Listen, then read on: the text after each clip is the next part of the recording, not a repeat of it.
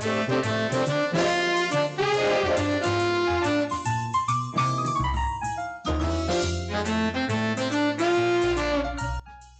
para pendengar Suyanto.id, kita ketemu lagi. Mudah-mudahan selalu sehat walafiat dimanapun Anda berada. Nah, ini kita akan melanjutkan diskusi mengenai brain gym. Tetapi sebelum melanjutkan menonton video, hendaknya saudara tetap klik subscribe bagi yang belum klik subscribe. Bagi yang sudah, jangan klik lagi. Itu berarti Anda unsubscribe kalau klik. Nah, mengapa harus klik subscribe? Supaya Anda selalu dapat video terbaru dari Suyanto.id melalui sistem YouTube yang ada. Nah, kali ini kita masih bersama Dr. Noni Swediati, MA. Beliau adalah Brain Gym International Instructor. Dan kali ini kita akan membicarakan apa itu sebenarnya brain gym. What is brain gym all about? Ya, kita sapa dulu Bu Dr. Noni. Wassalamualaikum warahmatullahi wabarakatuh, Bu Noni. Waalaikumsalam warahmatullahi wabarakatuh. Ya, mudah-mudahan selalu sehat walafiat, Bu Noni. Dan amin. Terima kasih Pak Yanto juga. Amin. Dan malam ini kita akan memberikan perspektif mengenai brain gym untuk konteks pendidikan kepada para pemirsa. Silakan Bu Noni. Maaf ya Pak, saya share screen ya. Ya, oh nggak perlu maaf, langsung aja.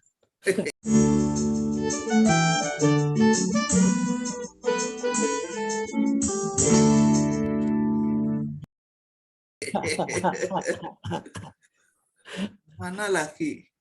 Ya, lupa. Oh, ya udah. Oke. Kemarin sampai di sini ya. Jadi ada tiga, saya ulang sedikit, ada tiga dimensi otak bawah. Nggak keluar. Nah, slideshow. Nah, jadi saya ulang sedikit bahwa untuk mempermudah memahami otak itu ada tiga bagian, tiga dimensi otak, yaitu otak brainstem, kemudian limbik, yaitu otak tengah yang berkaitan dengan emosi, dan ini otak kiri kanan yang paling besar. Nah, ini sering menjadi pembicaraan yang ramai. Tapi jangan lupa di sini ada garis tertentu yang di mana di depan ini namanya neokorteks ya. Ini neokorteks yang tumbuhnya paling akhir. Oke. Nah, jadi kalau bayi ada yang jendut-jendut itu ya? Ya, itu masih belum berkembang itu, Pak. Ya, ubur-uburnya denyut-denyut itu. Iya, itu masih belum berkembang itu. Ya. Oke, nah itu ada tiga bagian. Nah, di dalam brain gym nanti ada sebetulnya ada empat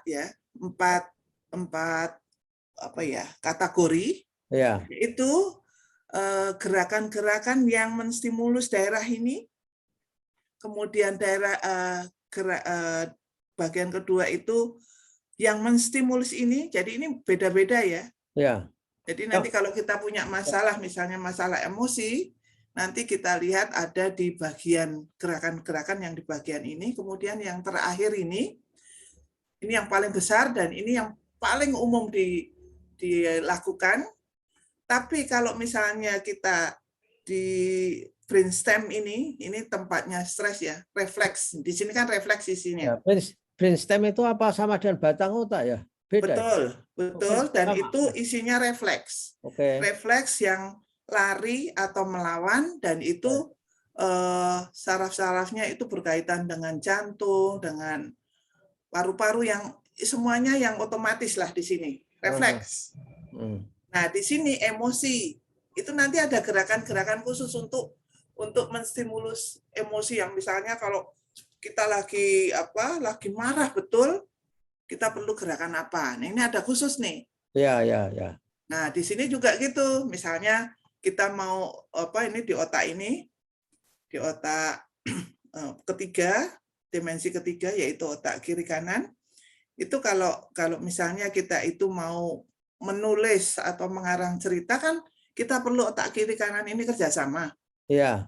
Nah, ini ada gerakan-gerakan khusus juga.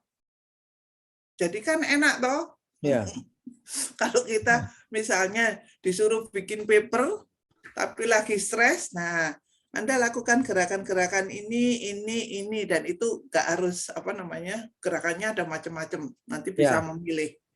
Nah, di sini hari ini saya memperkenalkan keseimbangan atau keseimbangan yang paling awal, gerakan-gerakan yang paling awal untuk menyeimbangkan otak-otak ini, tiga dimensi otak ini, dan mereka bisa terintegrasi dan kita bisa mulai seimbang tapi masih masih awal. Tujuan keseimbangan itu apa? Supaya otak bisa bekerja dengan baik. Iya, yang kiri kanan ya bekerja dengan baik, yang ini juga bekerja dengan baik, kemudian semuanya ini bekerja sama. Oh, jadi kalau kondisi orang yang dalam keadaan baik itu harus ada kerjasama antara brainstem, kemudian limbik, dan juga otak besar kiri kanan itu. Betul. Oke, ya itu di neuroscience namanya apa tuh? Integrated. State. Dan homo lupa saya. Nanti saya ingat katanya Pak Dr. Zainal. Whole brain. Homeostatis. Nah. Oke, istilah kedokteran. Lanjut, Non. Ya, terus next.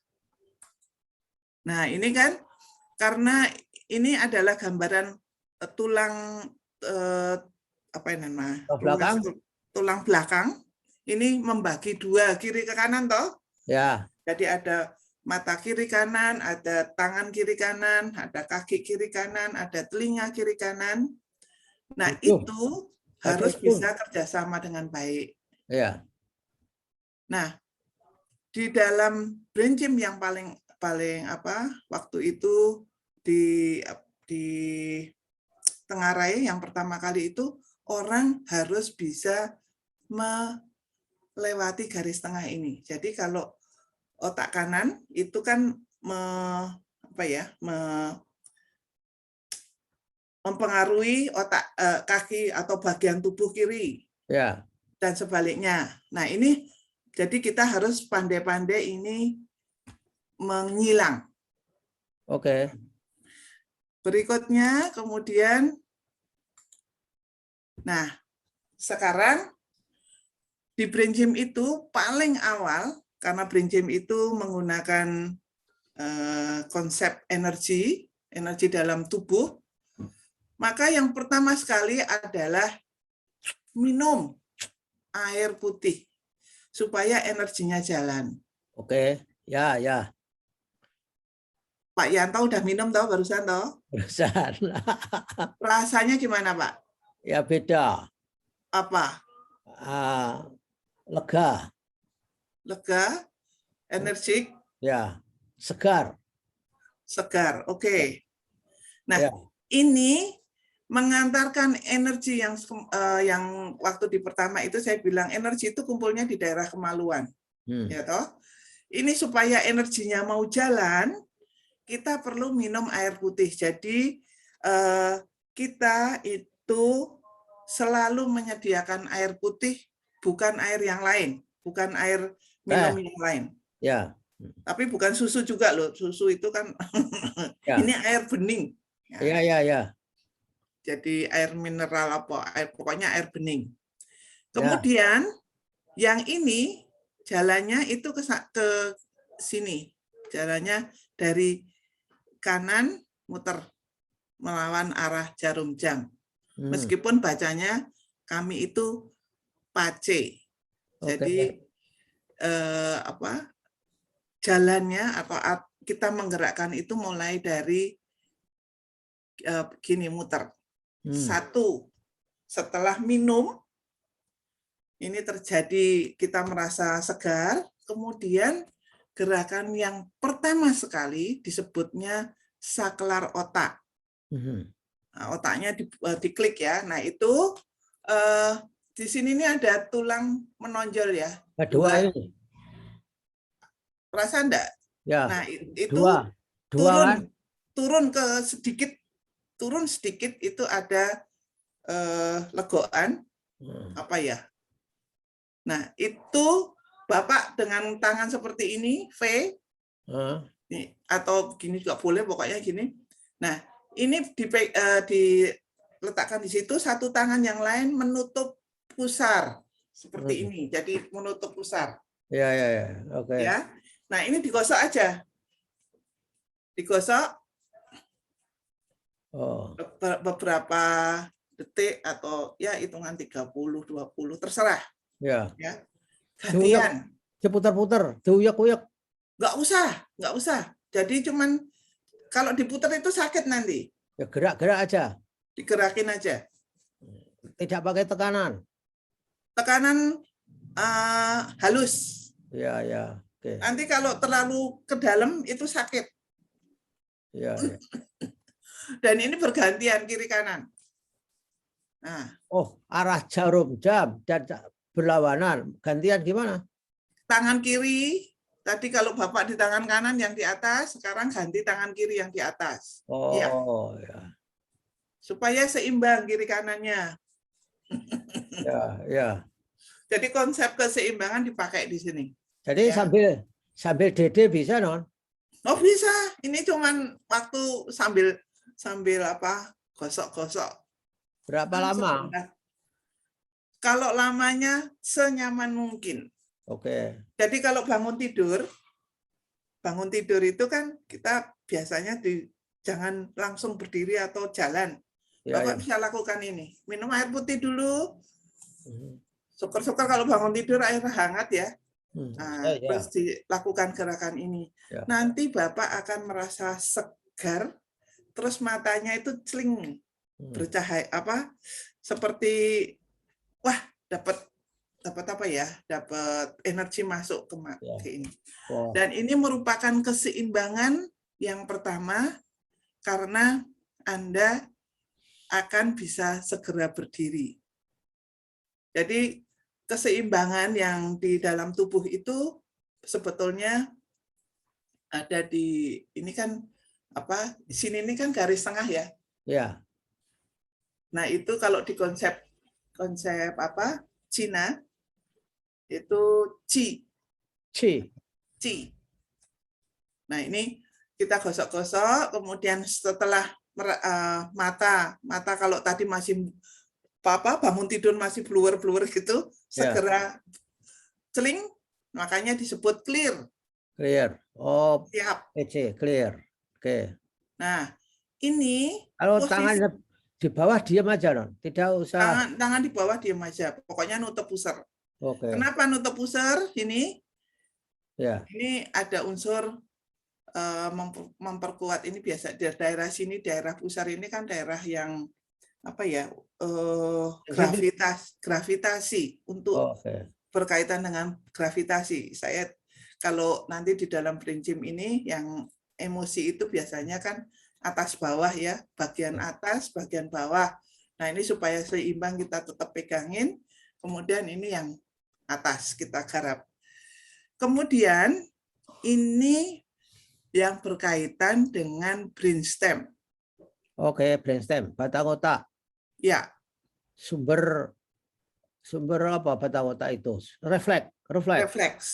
Tempat refleks. Jadi Anda akan segera merasa clear dari pandangan, dan Anda mulai seimbang, tapi belum seimbang keseluruhan ya. Karena ini kalau Anda melakukan gini ini sebetulnya keseimbangan itu ada di telinga. Sebetulnya. Wah. Nah, Anda lakukan. Orang vertigo bisa sembuh, non? Kalau praktek saya ya. Oke. Tapi tetap harus minum loh ya. Minum dulu loh. Oh iya. Nah, ini yang suka dilupakan. Nggak percaya orang itu. Orang pusing itu karena kurang minum. Karena energinya nggak mau naik ke otak. Oh ya. Nah, ini setelah melakukan ini, tubuh kita sudah siap untuk berdiri, untuk aktif. Makanya dilakukan gerakan silang. Mulailah gerakan yang melibatkan seluruh tubuh.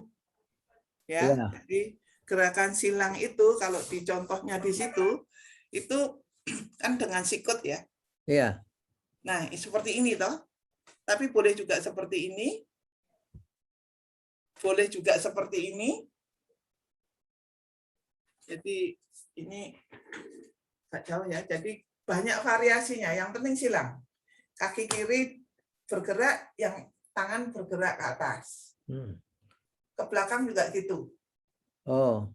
Dan kalau bisa, kalau orang dewasa, lakukan sepelan mungkin. Kalau anak-anak, karena anak-anak itu kalau berdiri kan belum seimbang ya Pak ya. Ya. Jadi dia biasanya utek gini. Itu biarin aja, itu latihan. Tapi kita yang sudah dewasa, yang dibilang sudah bisa berdiri, sudah bisa melawan gravitasi, itu usahakan gerakan silang ini pelan. Bukan karena usia ya, maksudnya bukan karena tua ya. Tapi ini melatih keseimbangan untuk apa? Untuk orang dewasa. Jadi bisa Anda lakukan, bisa lakukan seperti ini,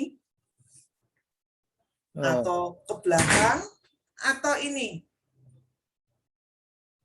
Nah, kalau ini kan kalau perutnya kalau perutnya gede, tapi kalau yang ini lebih bagus.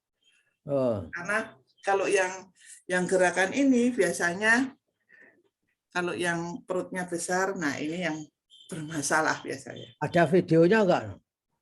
Kalau di YouTube banyak, variasinya banyak sekali. Oh, di YouTube ada ya? Ada. Cari aja Bring Gym, tapi apa namanya? Nah, ini berkaitan dengan otak kiri kanan, Pak. Jadi gerakan yang menyilang garis tengah itu berkaitan dengan otak kiri kanan. Oh ya. Jadi ini brainstem, ini otak kiri kanan. Nah, yang tengah ini berkaitan dengan emosi. Jadi nanti kalau yang di sini Bu Elizabeth Demus akan menjelaskan lebih banyak tentang di sini. Kemudian dilanjutkan yang ini. Nah, yang ini baru yang banyak stresnya di sini. Oh. Ya. Jadi stres itu kan di sini, Pak. Di brainstem. Ya. Nah, ini gerakan-gerakan ini banyak sekali, bukan banyak sekali, malah gampang ini. Banyak dilakukan dan itu sangat-sangat menolong untuk belajar. Jadi kalau anak kita sudah rewel, nggak mau ke sekolah, ini kan dia berarti stres ya. Berarti ada apa-apa. Kita bareng-bareng aja kita senam, nanti kan dia senang. Kalau nggak mau makan tuh dia stres nggak? Nggak mau makan kan ditanya dulu kenapa. Kelihatannya nggak lapar. Tapi jangan orang Indonesia itu, jadi hasil penelitiannya Bu Elis itu nasi itu menjadi alergi anak-anak berkebutuhan khusus. Jadi sebetulnya kalau anak-anak berkebutuhan khusus itu dikasih nasi, dalam hal ini karbo ya, itu kumat. Biasanya rewelnya itu kumat atau apanya itu kumat. Nah, itu harus hati-hati. Autisnya semakin parah. Ya, ketok. Meskipun muncul, bukan ketok ya, muncul. Nah, itu dengan nasi ini berkaitan dengan stres. Nah, gerakan ini berkaitan dengan otak tengah atau otak yang berkaitan dengan emosi. Ya, amigdala mungkin namanya. Amigdala. Ya, amigdala kan? Ya, berkaitan dengan amigdala. Nah, ini ada dua. Yang pertama, Pak Yanto mau ikut enggak? Kakinya disilang. Kakinya disilang. Disilang dinaikkan ke paha. Disilang gimana? Itu kakinya nih disilang nih. Oh, ya. Bapak duduk aja, kakinya disilang. Hah? Kemudian tangannya yang kalau tadi misalnya yang di depan itu yang di atas itu adalah kaki kanan, maka tangan kanan yang di atas kemudian dilipat sini, masukkan ke dalam. Nih. Kayak gini. Jadi ini dari sini ya, dari ini kanan, kemudian ditelungkupkan begini, ya, tarik masuk. Nggak bisa. Gimana? Tarik masuk. Jadi ini ya udah taruh gini ya. Ya. Tarik masuk. Oh, salah. Lebih ya lo ya. Bisa. Ini bisanya. Nih. Ini tangan saya. Oh. Jadi, ini tangan yang kanan di atas ya. Ya. Balik gini. Tarik masuk. Oh. Menggenggam. Terus menggenggam. Iya, tetap menggenggam. Jari-jarinya enggak saling berikat toh, enggak terikat, enggak. Saling. Nih. Oh, ya aku kok ora iso. Ini. Oh, ya, oke. Masuk. Ya, bisa saya ya. Udah, taruh di dada, Pak, taruh di jantung. Oke. Kemudian lidahnya ditempelkan kira-kira 2 cm di langit-langit, kira-kira 2 atau 3 cm dari gigi. Ya. Nah, kemudian waktu napas, ini dengan napas ya. Waktu nafas Bapak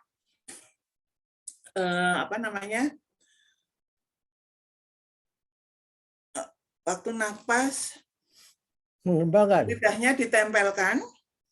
Kemudian lewat hidung atau mulut? Lewat hidung. Lewat mulut juga boleh. Tapi lewat hidung aja. Lidahnya ditempelkan seperti mengatakan huruf D itu loh, Pak. Iya. Ya. Huruf Arab Tha. Kemudian setelah ditahan begini, dihembuskan dan kita rasakan, jadi napasnya jangan tersengal-sengal ya, pelan-pelan aja nafasnya. Buang, tarik, tahan, buang. Nah, ini sambil memejamkan mata lebih baik, tapi kalau marah betul ya, tapi kalau mau seneng-seneng, artinya ini bisa pakai musik loh, semuanya bisa pakai musik ya. Bapak bisa mendengarkan musik, Bapak bisa mengikuti irama musik untuk bergerak juga, jadi tidak hanya duduk ya. Ya. Nah, ini gantian nanti. Yang kiri di atas, kaki kirinya di atas.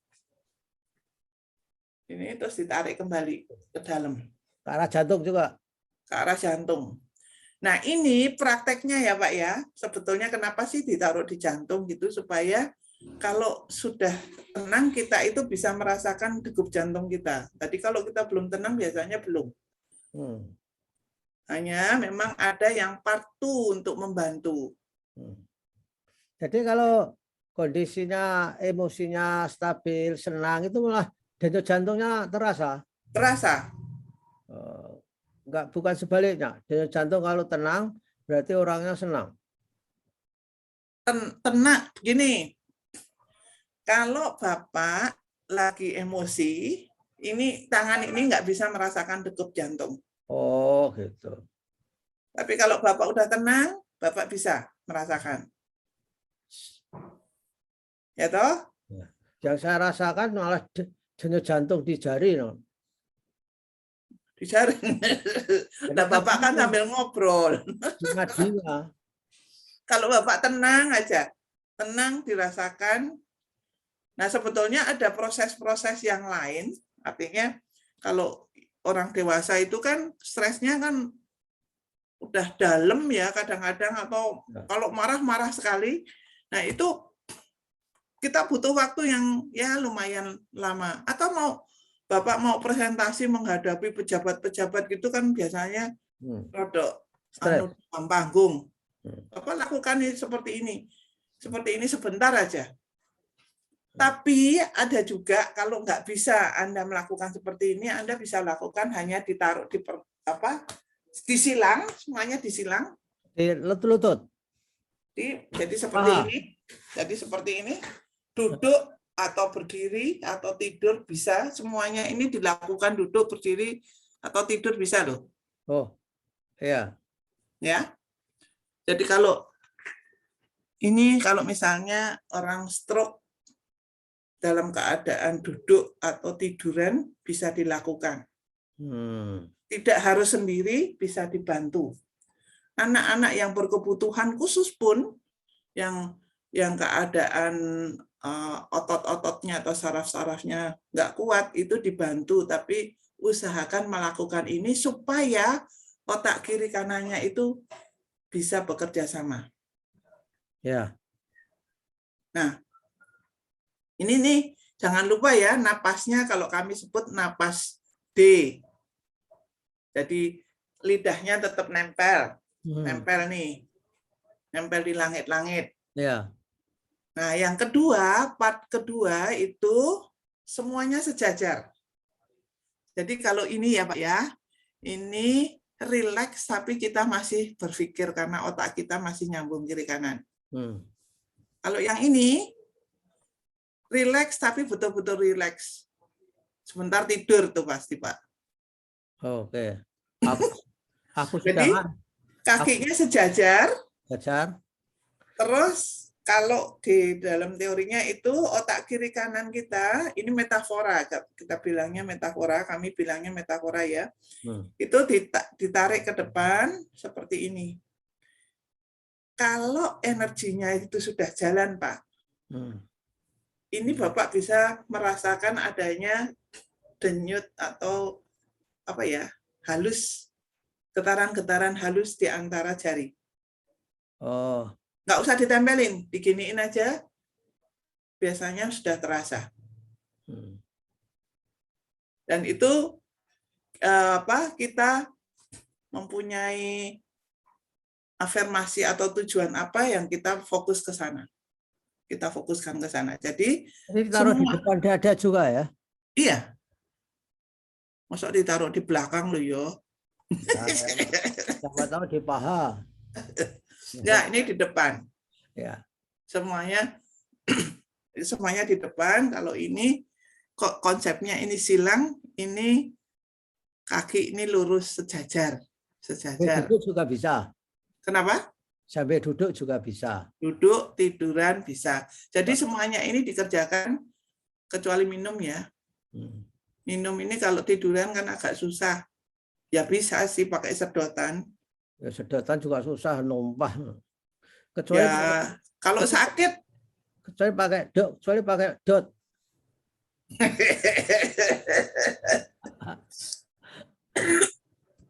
Jadi ini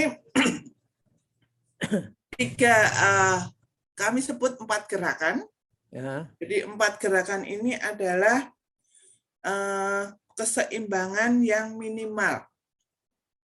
Jadi Kenapa minimal? Ya Anda melakukan gerakan ini aja sudah bisa berkarya. Ya. Tapi kalau ditambah nanti kan masih ada total itu ada 26 gerakan termasuk minum ya. Itu ada 26. Nah, itu nanti milih. Jadi kami itu atau kita nanti kalau kalau Bu Eli sudah menjelaskan itu kita akan tahu sebetulnya kenapa bagian mana yang macet energinya. Di mana energinya macet, di sini atau di sini. Kan kalau di urutan brainstem itu kalau di urutan 3 dimensi otak itu kan otak brainstem dulu, terus baru ke emosi, baru bisa naik, ya toh. Ini yang terakhir, yang otak kiri kanan. Ya. Nah, itu kalau di besok Bu Elis akan menjelaskan lebih banyak tentang masing-masing gerakan ini, dan ini merupakan urutan. Nanti kalau kita sudah memeriksa dengan ada apa namanya tes khusus yang namanya muscle test, kami sebut tes otot. Nah itu kita tahu di mana itu macetnya energi. Nah itu nanti gerakan yang diperlukan adalah di daerah situ selain ini. Jadi minimal itu ini harus ada nanti plus-plus di masing-masing gerakan. Gitu ya. Sekarang kita lihat apa namanya prakteknya di anak-anak sekolah saya dulu. Jadi anak-anak itu sebelum apa namanya sebelum beraktivitas sekolah itu kok ngebut. Kok ngeblok lah? Hah? Kok ngeblok ini? Ya sudah apa. Coba nah, ini gerakan-gerakan minimal yang harus dilakukan oleh anak-anak dan kami itu setiap pagi gantian siapa yang jadi instruktur itu ya. Nah, sekarang kembali ke mana nih? Nah, ini kan kait relax tadi Pak yang pertama. Yang kedua, ini kakinya sejajar. Mereka masih mudah untuk melakukannya. Nah, ini yang jadi kalau kita apa namanya? Kita yang selama ini berorientasi pendidikan PAUD itu mengajarkan calistung, ya. Itu berarti berorientasi otak kiri. Ya. Sementara kalau di sesi yang pertama kemarin saya jelaskan bahwa otak itu berkembang dari kanan dulu, otak kanan baru otak kiri. Ya. Nah, berarti pendidikan di Indonesia itu melewati menstimulus maksimal golden age-nya di otak kanan. Itu tidak distimulus dengan baik. Ya. Jadi dilompati ya. Ya. Di mana di situ adalah ada unsur kreativitas. Makanya yang tadi sebetulnya share screen saya itu yang terakhir itu kita lihat kalau masih bisa ya Pak ya. Ya. Dan bisa. Nanti hilang. Loh, kamu buka filenya di browser. Aduh, saya nggak ngerti kalau tidak di Mac.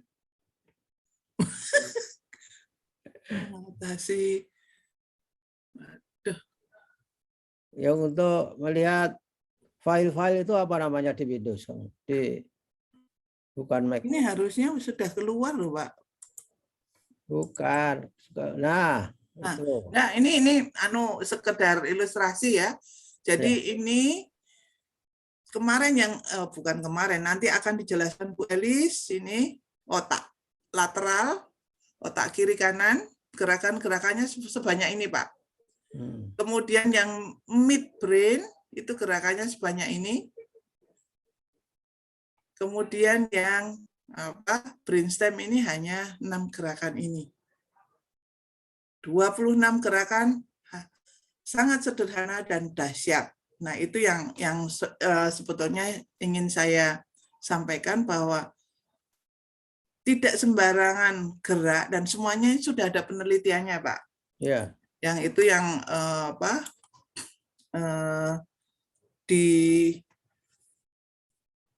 di neuroscience itu sangat mendukung. Mungkin Pak siapa tuh yang yang Pak dokter kemarin? Ya. Nah, itu bisa menjelaskan dengan baik apa yang bekerja di situ. Tapi kami semuanya juga sudah ada. Nah, sekali lagi, kalau kita sudah melompati seperti kemarin pendidikan di Indonesia itu yang digarap itu hanya otak kiri. Ya. Kan pertanyaannya bagaimana kita bisa memperbaiki kan gitu ya? Oh ya, ya. Recovery. Recovery-nya bagaimana? Kita lakukan sprint gym. Oke. Jadi Berarti brain gym itu sangat membantu. ya untuk apa information loss dari otak kanan yang dilewati. Iya, jadi seperti misalnya anak disleksia. Dulu bayangan saya kalau udah disleksia, wes nggak bisa ditambani ya toh. Dan kalau nggak salah di Jakarta itu ada tuh apa namanya sekolah khusus disleksia. Ya. Ternyata dengan brain gym ini, justru dengan brain gym ini, Paul Dennison yang penemu dari brain gym ini bisa menyelesaikan, bisa membantu anak sehingga anak itu bisa lancar bacanya. Oke. Dan saya juga punya pengalaman sendiri, saya menggarap klien saya hanya 2 minggu. Padahal udah kelas 1 nggak bisa membaca B, biasanya B dengan D, bahasa gitu itulah yang namanya disleksia. Ya. Itu 2 minggu saya garap setiap hari dan anak itu senang datang ke rumah saya.